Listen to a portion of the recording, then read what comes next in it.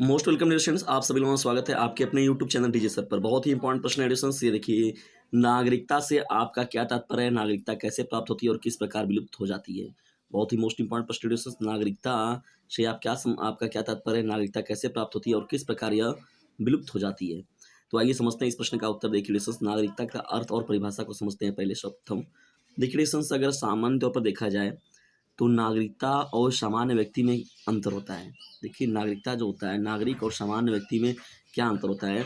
किसी राज्य में रहने वाले सभी व्यक्ति नागरिक नहीं होते हैं। भाई जाहिर सी बात है, राज्य में रहने वाले सभी व्यक्ति जो होंगे वो नागरिक नहीं होंगे। क्यों नहीं होंगे? जैसे आप उत्तर प्रदेश के हैं और आप जाकर क्या कर रहे हैं, महाराष्ट्र में रह रहे हैं, लेकिन जब चुनावी प्रक्रिया होती है, कोई भी ऐसी व्यवस्थाएं होती है, तो आप कहाँ का पहचान पत्र दिखाते हैं। हाँ भैया, हम यहाँ बिहार के हैं, हम उत्तर प्रदेश के हैं, हम यहाँ पर रह रहे हैं। या आप एक देश से दूसरे देश में भी रह रहे हैं, तब भी यही बातें आ रही हैं सामने। ठीक है, तो कहने का मतलब क्या होता है डिस्टेंस, कि किसी राज्य में रहने वाले सभी व्यक्ति नागरिक नहीं होते। वे ही इस श्रेणी में आते हैं जिन्हें नागरिकता प्राप्त होती है।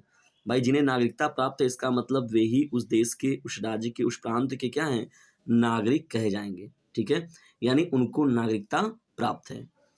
देखिए नागरिक वह व्यक्ति होता है जिसे राज्य के कार्यों में भाग लेने का अधिकार प्राप्त होता है। कहने का मतलब क्या डिस्टेंस, देखिए ये बहुत ही महत्वपूर्ण पॉइंट यहाँ पर बताया जा रहा है आप लोगों को, कि नागरिक वह व्यक्ति होता है जिसे राज्य के कार्यों में भाग लेने का अधिकार प्राप्त होता है।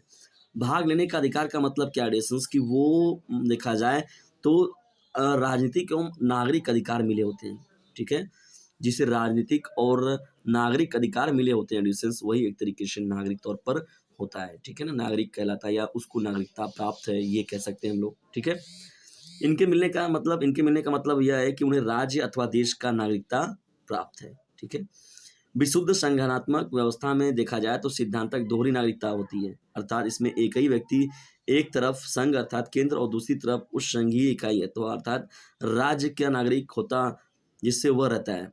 अर्धसंघात्मक राज्य भारत में नागरिकता के संबंध में संघीय सिद्धांत नहीं अपनाया गया, अर्थात यहाँ दोहरी नागरिकता की व्यवस्था नहीं है।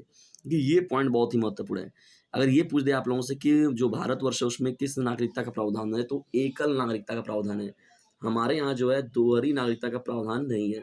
जैसे आप भारत हैं, भारत हो गए बांग्लादेश, दोनों जगहों की नागरिकता नहीं ले सकते। भारत हो गया आप अमेरिका के हैं, भारत आप कनाडा के, तो नहीं ले सकते। यदि आप भारत की नागरिकता को लिए हुए या भारत के नागरिक हैं, तो यहाँ पर क्या होगा, एकल नागरिकता का प्रावधान है। ठीक है, नागरिकता का अर्थ यही होता है डिस्टेंस, तो अर्थात यहाँ दोहरी नागरिकता की व्यवस्था नहीं है। तो समझ में आया सामान्य व्यक्ति का मतलब और नागरिक में अंतर। ठीक है डिस्टेंस, जैसे कि चुनावी प्रक्रियाओं में जैसे हो गया, या कोई राज्य के विकास कार्यों की बात हो गई, उन सभी में उनको भाग लेने का पूरा अधिकार होता है। ठीक है डिस्टेंस, अगर देखा जाए यहाँ पर कुछ अन्य तथ्यों को हम लोग समझते हैं। देखिए यहाँ पर जब हम लोग समझते हैं कुछ अन्य बातों को, तो यहाँ पर देखिए क्या क्या बातें निकल के आती हैं। लेकिन इसके कारण देखिए भाग नागरिक सभी राज्य, देखिए नागरिकता का देखा जाए तो अरस्तू के अनुसार अगर देखा जाए तो देखिए नागरिक राज्य के वह व्यक्ति हैं जिनके राज्य में क्या होता है डिस्टेंस, प्रबंध विभाग और न्याय विभाग में भाग लेने का पूर्ण अधिकार होता है।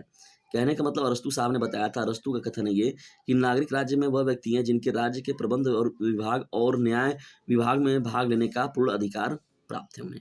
ठीक है, देखिए डिस्टेंस, लास्की के अनुसार भी यहाँ पर बातें हैं, अपनी सुलझी हुई बुद्धि को जनहितों के लिए प्रयोग करना ही नागरिकता कहलाता है। ठीक है, ये एक लास्की साहब का ये कथन है। तो एक दो लोगों का कथन अगर आप लोग देते तो उससे भी एक अलग प्रभाव बनता है। नागरिकता की प्राप्ति के लिए प्रत्येक राज्य कुछ ना कुछ नियमों का पालन करता है। डिस्टेंस देखिए यहाँ पर जैसे क्या है, जन्म द्वारा नागरिकता की प्राप्ति। ठीक है ना, जन्म द्वारा नागरिकता की प्राप्ति होता है। देखिए यहाँ पर दूसरा पॉइंट क्या हो जाएगा, देशीकरण या राज्यकृत आधार पर न प्राप्त नागरिकता हो गया। देखिए जन्मजात नागरिकता हो गया। जन्मजात नागरिकता का मतलब होता है डिस्टेंस, जो व्यक्ति जहाँ पर जन्मे हैं, जन्म स्थान सिद्धांत की बात होती है, जन्म स्थान सिद्धांत की ना, जैसे रह रहे हैं तो इस सिद्धांत के अनुसार बच्चे को उसी देश की नागरिकता प्राप्त होती है जिससे देश की भूमि पर उसका जन्म हुआ हो। बच्चे के पिता की नागरिकता को ध्यान में नहीं रखा जाता है। उदाहरण स्वरूप अगर देखा जाए तो अर्जेंटीना में यह सिद्धांत लागू है, जिसका वहाँ पालन भी किया जाता है। देखिए रक्त संबंधी सिद्धांतों का भी पालन किया जाता है। रक्त संबंधी सिद्धांतों का मतलब पीढ़ी दर पीढ़ी यानी माता पिता से माता पिता की नागरिकता से होता है। जैसे बच्चे को का जन्म किसी स्थान में भले ही हुआ, लेकिन उसके पिता की नागरिकता प्राप्त होती है। जाहिर से अगर भारतीय हैं तो एक भारतीय नागरिक का बच्चा विदेश में कहीं भी उत्पन्न हुआ हो, वह भारतीय नागरिक ही कहलाएगा। ठीक है, तो रक्त संबंधी सिद्धांत हो गया। दोहरी नागरिकता सिद्धांत, विश्व के बहुत से देश हैं जहाँ पर दोहरी नागरिकता सिद्धांत का प्रावधान है, लेकिन यहाँ पर देखा जाए तो हम लोग के देश में क्या एकल नागरिकता की बातें होती है। देशीकरण प्राप्त द्वारा प्राप्त देखिए वो राज्यकृत नागरिकता होती है, ठीक है? निश्चित अवधि के लिए निवास करते हैं लोग। सरकारी नौकरी अगर देखा जाए तो या कई देशों में देशों में यह नियम है कि यदि कोई विदेशी वहाँ न सरकारी नौकरी प्राप्त कर ले तो उसे वहाँ की नागरिकता मिल जाती है। इस तरीके का उदाहरण देखा जाए तो इंग्लैंड का है। इंग्लैंड में अगर कोई सरकारी नौकरी प्राप्त कर लेता है तो उसे वहाँ की नागरिकता मिल जाती है, ठीक है दोस्तों? तो ये इम्पोर्टेंट बात हो जाएगा, ठीक है? अब यहाँ पर देखिए महत्वपूर्ण बातों में अगर हम लोग चलें तो नागरिकता की समाप्ति देखिए क्या होता है, देखिए अब विवाह भी देखिए कारण बन के आता है, राजनीतिक शरण द्वारा भी होता है, देखिए प्रार्थना पत्र के माध्यम से होता है और विवाह के माध्यम से भी चीज़ें हो देती हैं, यानी विवाह के माध्यम से भी नागरिकता को प्राप्त किया जा सकता है। अब देखिए नागरिकता की समाप्ति कैसे होता है, ठीक है दोस्तों? ये भी पॉइंट इंपॉर्टेंट है, नागरिकता की समाप्ति कैसे होता है? परित्याग, परित्याग का मतलब यदि कोई व्यक्ति निर्धारित प्रक्रिया के अंतर्गत भारतीय नागरिकता के परित्याग की घोषणा करता है, यानी विदेशी नागरिकता को स्वीकार कर लेता है तो वह भारत का नागरिक नहीं रह जाएगा, ठीक है? समाप्तिकरण हो गया, देखिए 26 जनवरी 1950 इस अधिनियम के अंदर प्रवर्तन के बीच में देखा जाए तो स्वेच्छा से विदेशी नागरिकता ग्रहण कर लेता है और वो भारतीय नागरिकता को समाप्त हो जाएगा।